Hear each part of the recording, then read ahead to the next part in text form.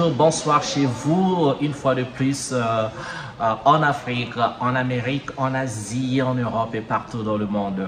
Bienvenue pour une autre vidéo dans notre chaîne, votre chaîne en Afrique et en diaspora. Bon, je suis habillé beaucoup chaud avec ça parce que je suis en séjour à Montréal au Canada. Il fait très froid dehors. Là, je vais rencontrer la communauté congolaise, mais après, bon, la communauté africaine, il faut dire quoi. Mais pendant que les gens se préparent et tout, avant que je n'aille, je profite de faire une vidéo sur la dette. La dette. Bon, il y a un peu de bruit là, j'entends les gens, mais j'espère que je serai assez audible. La dette, moi, je vais commencer par dire bravo au pays de l'AES, donc l'Alliance des États du Sahel, composée donc du Mali, du Burkina Faso et du Niger. Le Niger de Abdourahmane Tiani, le général, le Burkina du capitaine Ibrahim Traoré et le Mali de maintenant général Assimi Goïta. Le Mali et le Burkina Faso se sont affranchis de leur dette intérieure, extérieure. Le Burkina Faso a pu rembourser sa dette à hauteur de près de 1 milliard de dollars. C'est vraiment à féliciter, Vous savez, l'Afrique a été appauvrie. L'Afrique n'est pas pauvre. Oui, les populations africaines ont peut-être qualifié de pauvres par rapport aux statistiques. Les Européens, les gens même qui appauvrissent l'Afrique, qui donnent aussi la statistique par rapport à un certain PIB, en comparant le standard de vie des Africains au standard de vie des Européens. Mais l'Afrique est la mère nourricière de par ses ressources. Et on sait que bien des choses peuvent être... un bon travail peut être fait pour faire en sorte que chaque enfant, chaque fils et fille d'Afrique ait accès à l'eau potable, à la nourriture, n'ait jamais à penser à la nourriture, n'ait jamais à penser de quoi se nourrir pour pouvoir libérer le cerveau à penser à autre chose afin de construire l'Afrique. Et quand on est là, ben, écoutez, il y a bien une explication à ça. Quand on va à la colonisation, de la néocolonisation, à tout ce qu'il y a eu comme les assassinats des bons leaders africains et on remplace toujours les gouvernements avec des leaders en fait corrompus ou encore qui sont là pour servir les intérêts des Occidentaux, parce que si vous avez un leader qui est là pour mener une vision pour le développement de l'Afrique, ça devient un danger pour les pays colonisateurs. Alors, pour éviter cela, il faut toujours mettre à la tête des nations africaines une marionnette, quelqu'un qu'on peut facilement manipuler. Vous savez, c'est un secret de Polichinelle, hein? Ceux qui ont été assassinés, nos martyrs, nous avons vu avec le mercenaire Bob Denard, le mercenaire français Bob Denard. Vous pouvez chercher sur Google et vous allez lire le nombre de coups d'État qu'il a menés en Afrique en éliminant les bons leaders africains. Ok, alors ceux qui arrivent, soit ils sont poltrons, soit ils font juste les intérêts parce qu'il y a des méthodes qui sont bien connues pour pouvoir les assujettir au pouvoir des Occidentaux et qui puissent servir les intérêts des Occidentaux.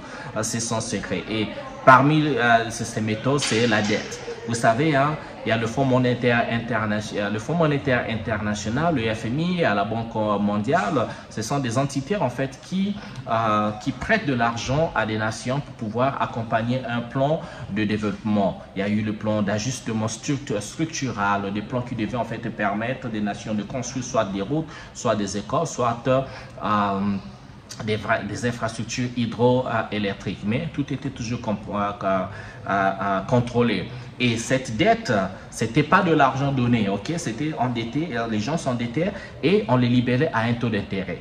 Déjà, vous savez que la plupart des pays francophones utilisent le franc CFA.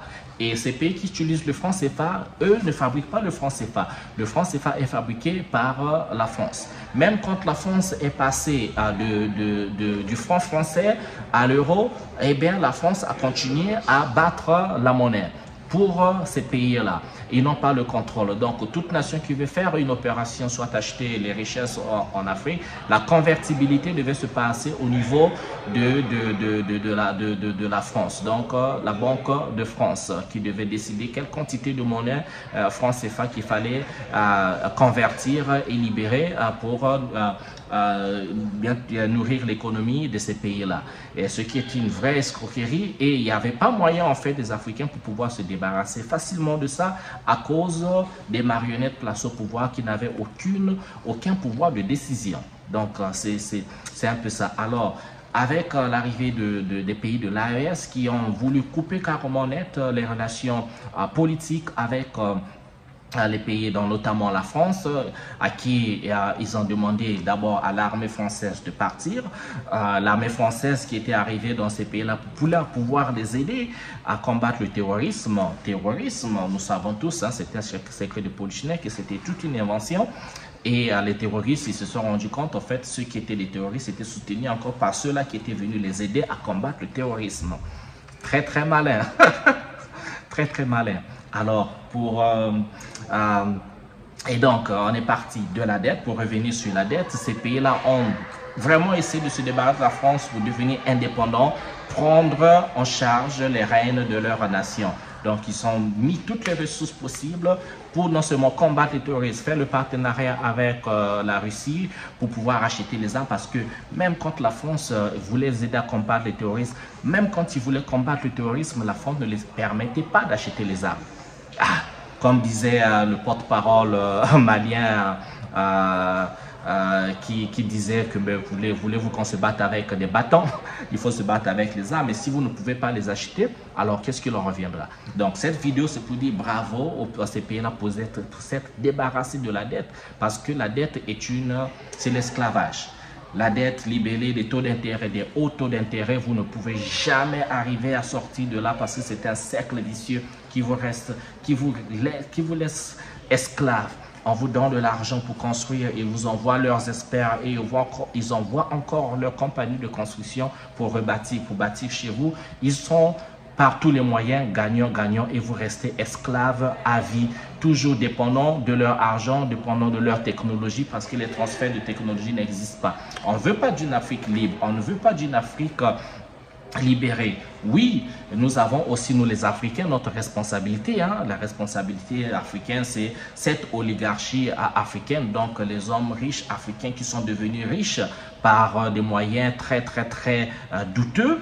Et c'est ceux-là même qui veulent en fait que le chaos perdure en Afrique, parce qu'eux se nourrissent du chaos. S'il y a des guerres, s'ils profitent eux aussi d'avoir leur pourcentage dans l'exploitation des ressources minières, ils profitent eux aussi de se construire une fortune, et ce qui se résume donc à l'achat des voitures, construction des villas de luxe, et cacher leur argent dans les banques occidentales. Ils savent qu'ils ne peuvent pas se passer de ça. Sans ça, ils sont pauvres, ou encore c'est juste cet esprit d'avarice qui ne veulent pas qu'ils ont un amour pour leur nation, et qu'ils investissent chez eux, que cet argent, au lieu que vous allez le cacher encore dans les banques européennes, mais vous investissez tout ça chez vous et vous développez chez vous, et vous copiez un peu ce qui s'est passé, comme on a vu au Moyen-Orient avec le développement en 30 ans du Qatar, de l'Arabie Saoudite et des Émirats Arabes Unis. Tout le monde va aller à Dubaï pour faire passer les vacances. Alors si ça a été possible chez eux, eh bien c'est possible en Afrique, puisque l'Afrique c'est le continent le plus riche. On a été béni de tout. On a été béni. Il y a des cours d'eau, c'est pas ce qui manque. Le soleil, c'est pas ce qui manque. L'énergie, c'est pas ce qui manque.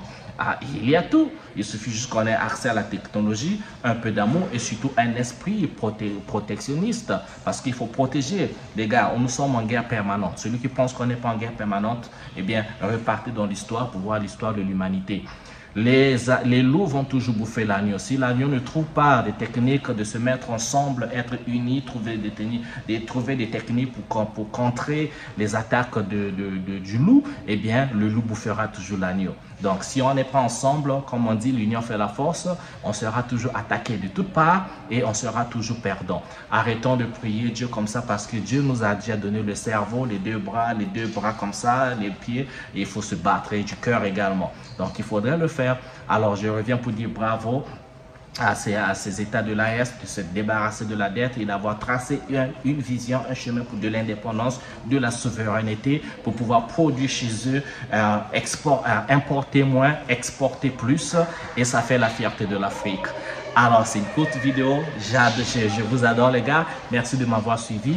Laissez des commentaires si j'ai raté quelque chose. Sinon, bien, on se retrouve à une prochaine vidéo. Comme on dit au Burkina Faso, la patrie ou la mort, nous vaincrons. Et moi, je crois en cette Afrique libre, souveraine, qui est le premier et le dernier rempart de l'humanité. Si tout a commencé en Afrique, et tout se terminera en Afrique. Et l'Africain et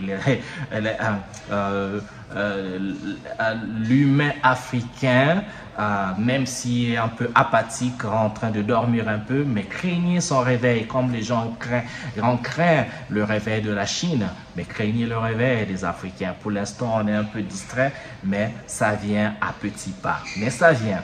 Merci. Allez, je vous souhaite bien le bonheur chez vous. Ciao, ciao.